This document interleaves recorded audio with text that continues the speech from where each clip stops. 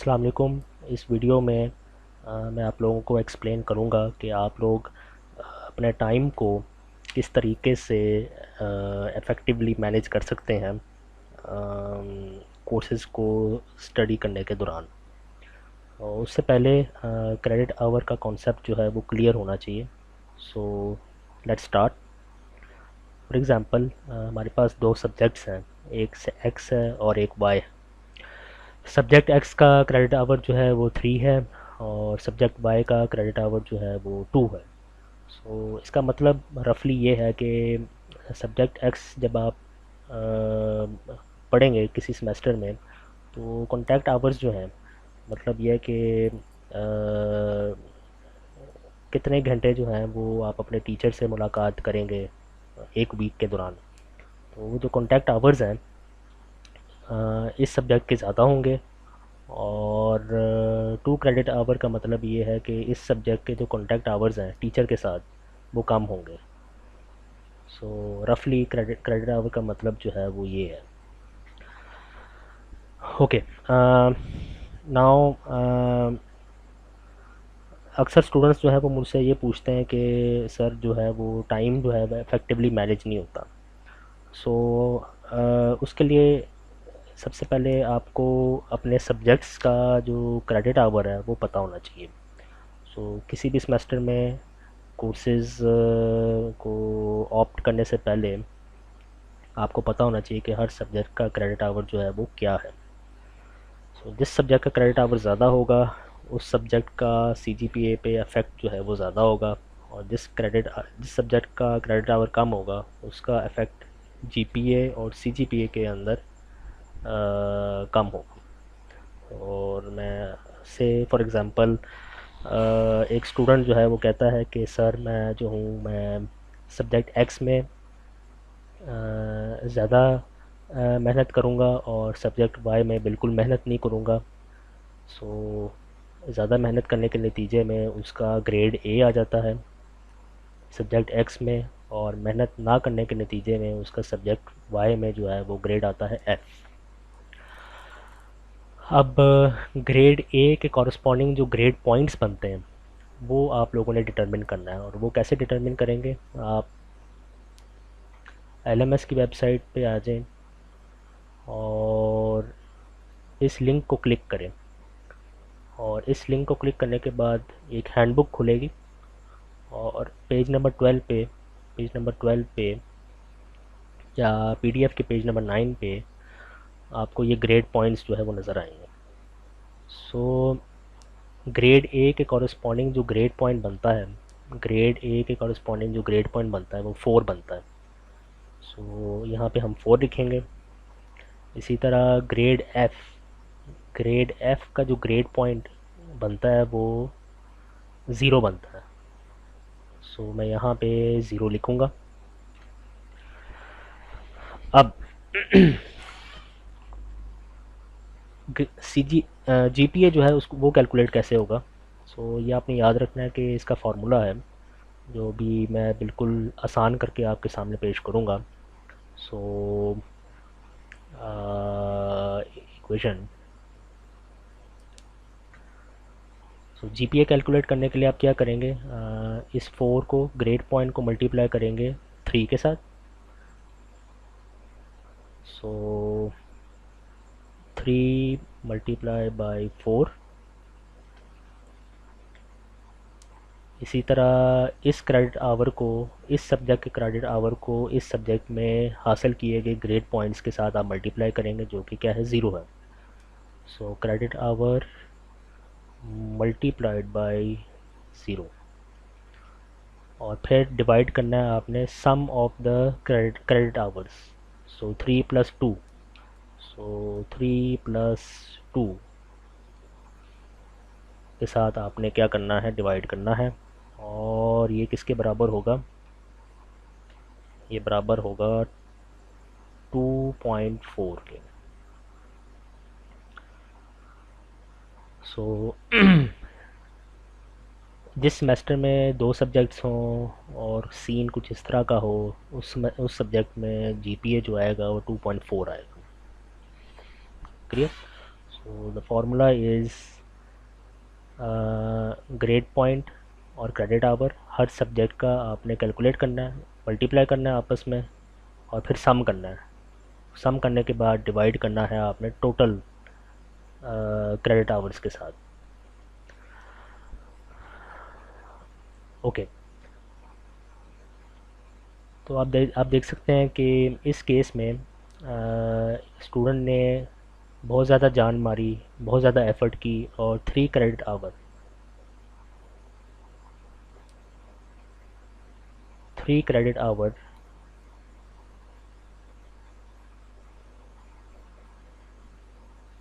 3 credit hour वाले subject में उसने ए ग्रेड लिया है, और 2 क्रेडिट आवर वाले सब्जेक्ट में एफ ग्रेड लिया है। 2 क्रेडिट आवर वाले सब्जेक्ट में उसने एफ ग्रेड लिया, और 3 क्रेडिट आवर वाले सब्जेक्ट में उसने ए ग्रेड लिया। उसका जीपीए जो बना है वो 2.4 बना है। अब एक दूसरा केस देखते हैं जिसमें यही स्टूडेंट अगर 2 क्रेडिट आवर सब्जेक्ट में बहुत ज़्यादा टाइम लगाता है, बहुत ज़्यादा एफर्ट करता है, बहुत ज़्यादा मेहनत करके ए लेता है, और उसके मुकाबले में 3 क्रेडिट आवर वाले सब्जेक्ट में वो फेल होता है, मेहनत नहीं करता, ज़ीरो ग्रेड पॉइंट लेता है, तो जीपीए जो है वो क्या बनेगा? सो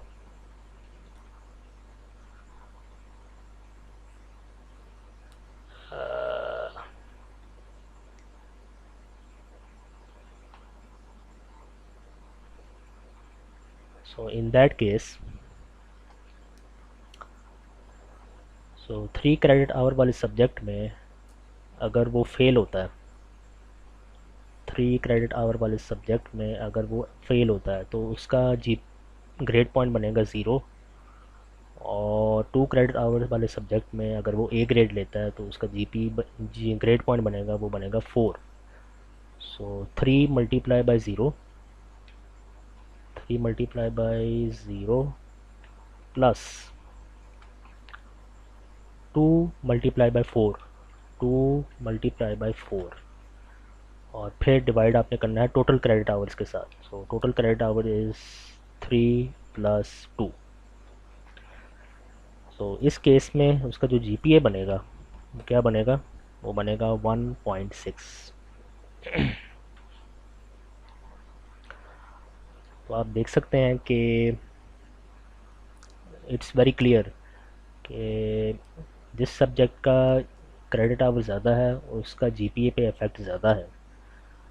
आपने ए ग्रेड लिया है 3 क्रेडिट आवर वाले सब्जेक्ट में तो आपका 2.4 जीपीए है, लेकिन वही ए ग्रेड जब आपने 2 क्रेडिट आवर वाले सब्जेक्ट में लिया है तो आपका जीपीए जो आया वो सिर्फ 1.6 आया। ठीक है, अब इसी सिनेरियो को दूसरे एंगल से देखें। अगर कम क्रेडिट आर वाले सब्जेक्ट में कम क्रेडिट आर वाले सब्जेक्ट में आप अच्छा परफॉर्म नहीं करते तो नुकसान आपका कम होगा। ठीक है, और लेकिन इसके मुकाबले में अगर ज़्यादा क्रेडिट आवर वाले सब्जेक्ट में आप अच्छा परफॉर्म नहीं करते, फेल हो जाते हैं, तो आपका नुकसान जो है वो ज़्यादा होगा। दोनों एंगल से आपने इस बात को देखना है। क्रेडिट आवर जो है उसका बड़ा इफ़ेक्ट है जीपीए के ऊपर। सो समरी इसकी ये है कि जिस सब्जेक्ट का क्रेडिट आवर ज़्यादा है उसका पॉजिटिव एंड नेगेटिव इफ़ेक्ट ज़्यादा होगा जीपीए के ऊपर। तो ये असूल जो है वो आपने याद रखना है through out your 4 years of study. Okay, एक बात जो है वो आपने जहन नशीन करनी है वो ये है कि आपने हर सब्जेक्ट को इक्वल टाइम देना है, चाहे उसका क्रेडिट आवर ज़्यादा हो चाहे उसका क्रेडिट आवर जो है वो कम हो। इन केस अगर सिचुएशन जो है वो फेवरेबल नहीं है, I mean to say that say for example एक वीक में कंटिन्यूस क्विज़ेज़ हैं, असाइनमेंट्स की डेडलाइंस भी उसी वीक के अंदर हैं और उनकी डेडलाइन भी बहुत ज़्यादा टाइट है, या पेपर्स जो हैं वो भी बहुत ज़्यादा करीब हों, तो और आप महसूस कर रहे हो कि आपसे वो प्रेशर सिचुएशन जो है वो हैंडल नहीं हो पा रहा, टाइम मैनेजमेंट का मसला हो रहा है, तो उस सिचुएशन में फिर आप क्रेडिट आवर को सामने रखते हुए आप प्लान कर सकते हैं अपनी स्टडी का। सो से फॉर एग्ज़ाम्पल अगर एक एक सब्जेक्ट का क्रेडिट आवर ज़्यादा है, तो फिर उस प्रेशर सिचुएशन में फिर आप ज़्यादा क्रेडिट आवर वाले सब्जेक्ट को पहली प्रायोरिटी दें और कम क्रेडिट आवर वाले सब्जेक्ट को फिर सेकंड प्रायोरिटी पे रख लें। सो इन दिस वे आप सब्जेक्ट्स को स्टडी करने की कोशिश करें। ओके, अब से फॉर एग्ज़ाम्पल ये रिज़ल्ट है फर्स्ट सेमेस्टर का, और अब आप जा चुके हैं सेकंड सेमेस्टर में, और सेकंड सेमेस्टर में जो रिज़ल्ट आपका आया है वो कुछ इस तरह का आया है। सो से सेकंड सेमेस्टर में भी एक सब्जेक्ट जो है वो एक एक्स है, दूसरा सब्जेक्ट जो है वो वाई है, क्रेडिट आवर इसका 3 है, क्रेडिट आवर इसका 2 है, और एक्स सब्जेक्ट में आप लेते हैं say for example B plus, और वाई सब्जेक्ट में आप लेते हैं say for example C. So B plus का कॉरस्पॉन्डिंग ग्रेड पॉइंट जो है वो बनेगा 3.3। 3.3। सो यहाँ पे आप लिखें 3.3, और ग्रेड सी का कॉरस्पॉन्डिंग ग्रेड पॉइंट जो बनेगा वो बनेगा 2। सो आप लिखेंगे यहाँ पे 2। अब इस सेमेस्टर का जो जीपीए बनेगा, इस सेमेस्टर का जो जीपीए बनेगा वो बनेगा is equal to 3.3 multiply by 3 plus 2 multiply by 2, 3 multiply by 3, 2 multiply by 2, फिर इन सब को आपने डिवाइड करना है टोटल क्रेडिट आवर्स के साथ, जो कि बनता है 5।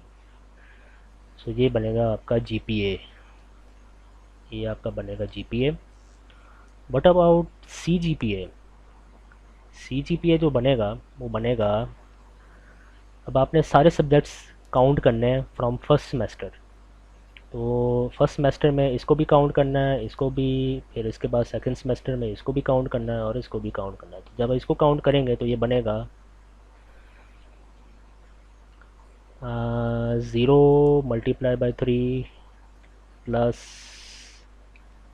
0 multiply by 3 plus 4 multiply by 2, 4 multiply by 2 plus 3.3 multiply by 3, 3.3 multiply by 3 plus 2 multiply by 2, 2 multiply by 2 divided by तमाम subjects starting from the first semester, तमाम सब्जेक्ट्स के क्रेडिट आवर्स का sum. So 3 plus 2 plus 3 plus 2, so ये होगा 3 plus 2 plus 3 plus 2। तो ये सी, इसको calculate करें तो ये बनेगा आपका सी जी पी ए, और ये आपका बनेगा G P A. First semester में अगर सेकंड सेमेस्टर एबसेंट है, second and subsequent semester present नहीं है, तो फर्स्ट सेमेस्टर में जो आपका जीपीए आएगा वो बेसिकली सीजीपीए के बराबर ही होगा, ये आपने ये याद रखना है। So for first semester CGPA is equal to your GPA. Okay, एक और कॉन्सेप्ट जो है वो जो जो आपके जहन में क्लियर होना चाहिए वो है असेसमेंट्स और हर असेसमेंट की वेटेज। असेसमेंट का मतलब वो मेथड या वो तरीक़ाकार जो एक टीचर इख्तियार करता है, अडॉप्ट करता है अपने स्टूडेंट्स को इवेलुएट करने के लिए, अपने स्टूडेंट्स को टेस्ट करने के लिए। कि उस पर्टिकुलर स्टूडेंट ने पूरे सेमेस्टर में या 1/4 सेमेस्टर में या 1/2 सेमेस्टर में या 3/4 सेमेस्टर में कितना सीखा, कितना गेन किया। अच्छा, अब असेसमेंट के टाइप्स क्या हैं? असेसमेंट के टाइप्स, ये पॉसिबल टाइप्स हो सकती हैं। नॉर्मली जो टीचर्स इख्तियार करते हैं, सो क्विज़ हो सकता है, मिड टर्म एग्ज़ाम हो सकता है, फाइनल टर्म एग्ज़ाम हो सकता है, प्रेजेंटेशन हो सकती है, असाइनमेंट हो सकती है। So the type of assignment is decided by the teacher. इसी तरह ये एक सब्जेक्ट की के असेसमेंट्स हैं। इसी तरह सब्जेक्ट वाई के भी अपने असेसमेंट्स होंगे, और वो जो असेसमेंट्स हैं वो सब्जेक्ट वाई वाई का जो टीचर है वो डिसाइड करता है। Okay, next important thing is weightage. Her assessment की अपनी एक वेटेज है। सो फॉर एग्जांपल क्विज़ की वेटेज 10% हो सकती है, mid term can have 30%, final term exam can have 40%, presentation can have 10%, assignment can have 10%। Note करने वाली बात यह है कि टोटल इज़ 100, टोटल इज़ 100%।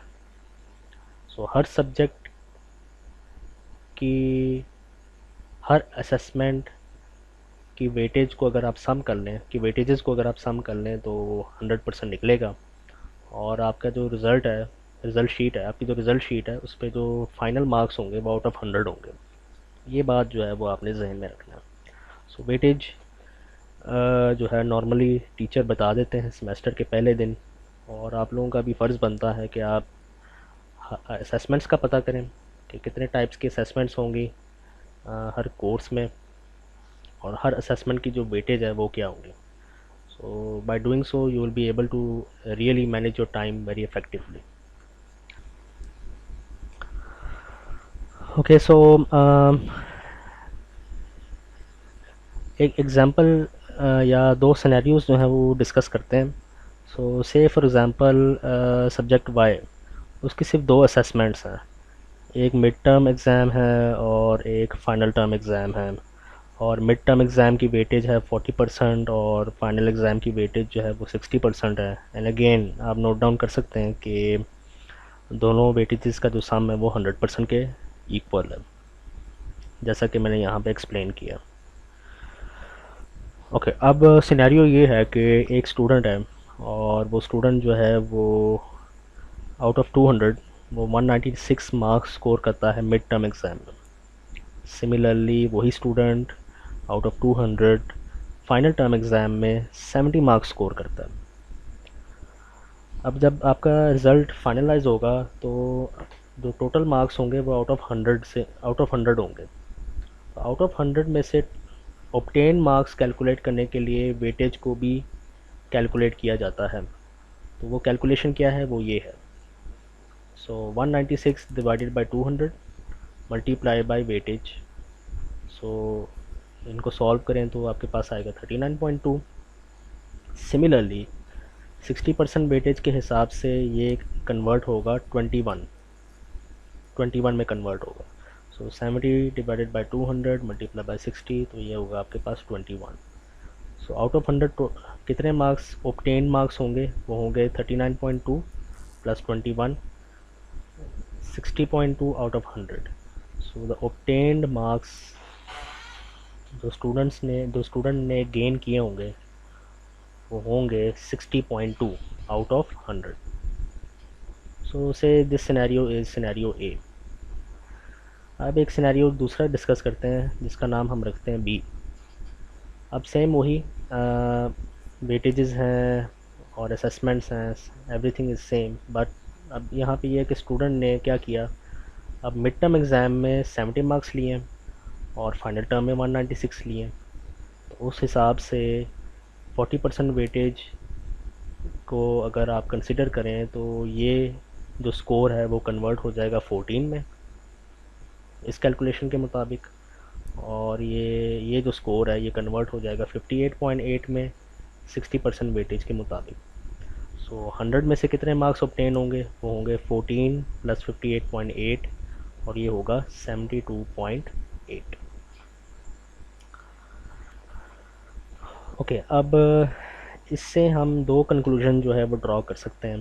पहला कंक्लूजन ये है कि अगर आप अच्छा परफॉर्म करते हैं, अगर आप अच्छा परफॉर्म करते हैं कम वेटेज वाले सब्जेक्ट में, कम वेटेज वाले सब्जेक्ट में अगर आप अच्छा परफॉर्म करते हैं तो आप स्कोर करते हैं 60.2 मार्क्स। सिनेरियो बी के अंदर स्टूडेंट अच्छा परफॉर्म करता है ज़्यादा वेटेज वाले सब्जेक्ट में और वो स्कोर करता है 72.8 मार्क्स। यहाँ से हम क्या कंक्लूजन ड्रॉ कर सकते हैं, हम ये कंक्लूजन ड्रॉ कर सकते हैं कि अगर आप ज़्यादा वेटेज वाले सब्जेक्ट में ज़्यादा एफ़र्ट पुट करें, ज़्यादा मेहनत करें और अच्छे मार्क्स लेते हैं तो आप ज़्यादा गेन कर सकते हैं या ज़्यादा गेन करेंगे, ज़्यादा मार्क्स आप गेन करेंगे। और अगर आप कम वेटेज वाले सब्जेक्ट में अच्छा परफॉर्म करते हैं, पूरी मेहनत करते हैं, सारी रात लगाते हैं और ए लेते हैं इस सब्जेक्ट में, इस असेसमेंट में, तो गेन तो करेंगे आप लेकिन कम गेन करेंगे। ठीक है, 60.2 इसके मुकाबले में कम है। तो this is the first conclusion. Second conclusion क्या है? सेकंड कंक्लूजन ये है कि अगर आप ज़्यादा वेटेज वाले सब्जेक्ट में बुरी परफॉर्मेंस शो करते हैं तो आपका नुकसान ज़्यादा होगा। आप देख रहे हैं 60.2 मार्क्स आप ले रहे हैं, लेकिन वही 70 मार्क्स अगर आप कम वेटेज वाले सब्जेक्ट में लेंगे, यानी कम वेटेज वाले सब्जेक्ट में अगर आप बुरा परफॉर्म करते हैं तो आपका नुकसान ज़्यादा नहीं होगा, इसके मुकाबले में ये नुकसान कम है। सो ये दूसरा कंक्लूजन जो है वो आप इन दोनों सिनेरियो से ड्रॉ कर सकते हैं। सो जब भी आप कोई कोर्स स्टडी करते हैं तो हर असेसमेंट की वेटेज का आपने ख़ास ख्याल रखना है। पहली बात तो ये है कि हर असेसमेंट को आपने इक्वल टाइम देना है, चाहे वो क्विज़ हो, चाहे वो मिड टर्म हो, फाइनल टर्म हो, प्रेजेंटेशन हो, असाइनमेंट हो। अगर आपने ए ग्रेड लेना है तो हर असेसमेंट को आपने इक्वल टाइम देना है। लेकिन अगर आप महसूस करते हैं कि इक्वल टाइम देना मुश्किल है, डेडलाइंस जो हैं वो बहुत टाइट हैं, क्विज़ेस जो हैं वो कंटिन्यूस हैं और एक एक दूसरे के ऊपर उनकी डेडलाइंस हैं, उनकी जो वो स्केजूल्ड हैं, तो इस तरह की सिचुएशन में फिर आपको फिर देखना पड़ेगा कि किस असेसमेंट की वेटेज कितनी है। अगर एक असेसमेंट की वेटेज ज़्यादा है तो पहले उसको प्रायोरिटी दें, और अगर एक और उसके मुकाबले में अगर एक असेसमेंट की वेटेज कम है तो उसको कम प्रायोरिटी दें। प्रायोरिटी ज़रूर दें, टाइम ज़रूर दें, लेकिन कितना टाइम किसको देना है इट डिपेंड्स ऑन वेटेज। सो पहला असूल आपने याद रखना है कि कोशिश करें कि हर असेसमेंट को इक्वल टाइम दें, हर असेसमेंट में इक्वल मेहनत करें। लेकिन जैसा प्रैक्टिकली होता है कि हर एक ड्यू टू सम रीज़न्स